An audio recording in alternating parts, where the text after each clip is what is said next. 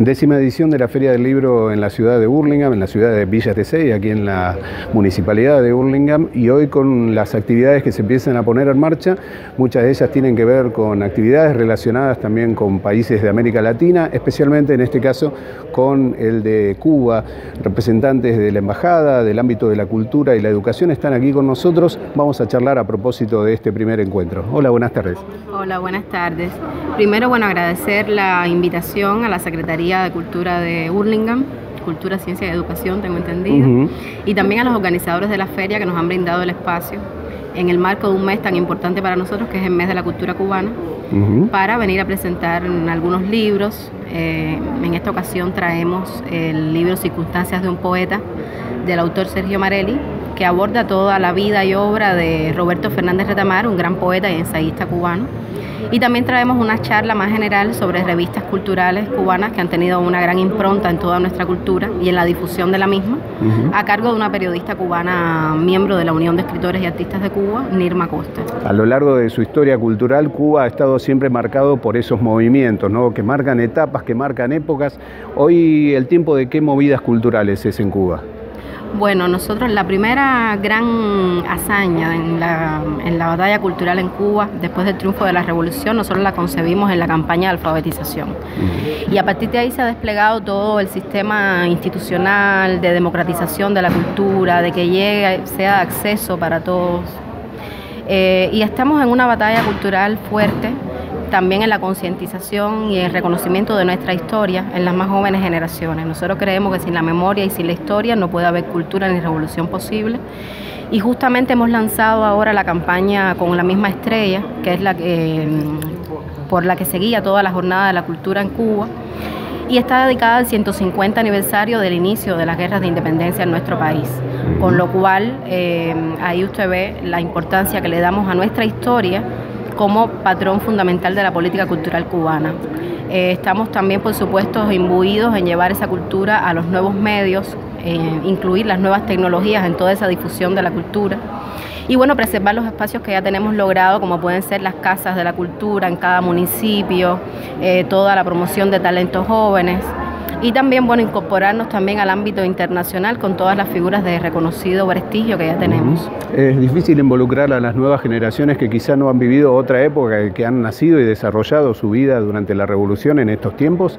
Siempre es un reto, pero yo creo que en Cuba hay una cultura de la cultura, de consumir la cultura, ya sea a través de la educación, a través del mismo barrio. La familia en Cuba es fundamental para esto. Y creo que desde las más jóvenes generaciones cada año se van incorporando de una forma u otra a consumir diferentes formas de arte. En Cuba se consume históricamente mucho cine, mucha literatura. De hecho, el Instituto Cubano de Cine fue una de las primeras instituciones que se creó al triunfo de la revolución.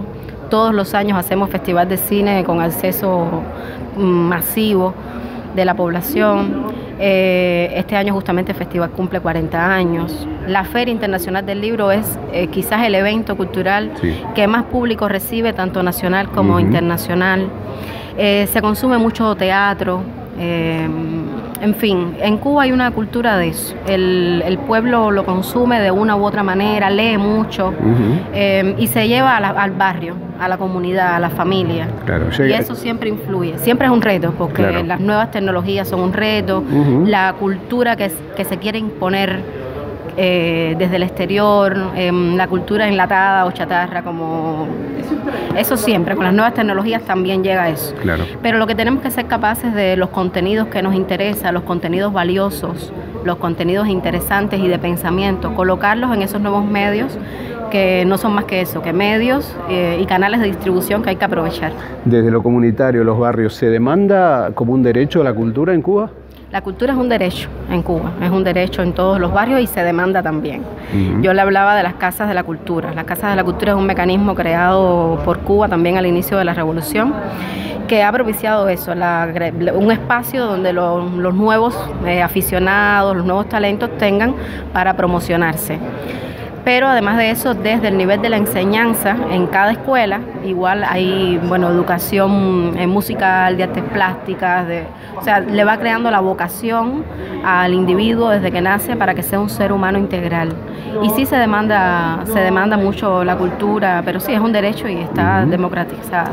Hasta en aquellos lugares donde no hay acceso, digamos que hay poca tecnología, quizás no llega toda la electricidad, hasta en esos lugares más intrincados hay cultura. Nuestro ballet va a las zonas de montaña, sin ser un arte, digamos, popular, pero se populariza en Cuba. Entonces eso me parece que los cinemóviles, o sea, todo trata de llegar a esas zonas de menos acceso. Y en esas condiciones, digo, la cultura de Cuba se puede definir también ante todo este panorama, hasta todo este mundo, como una cultura de resistencia.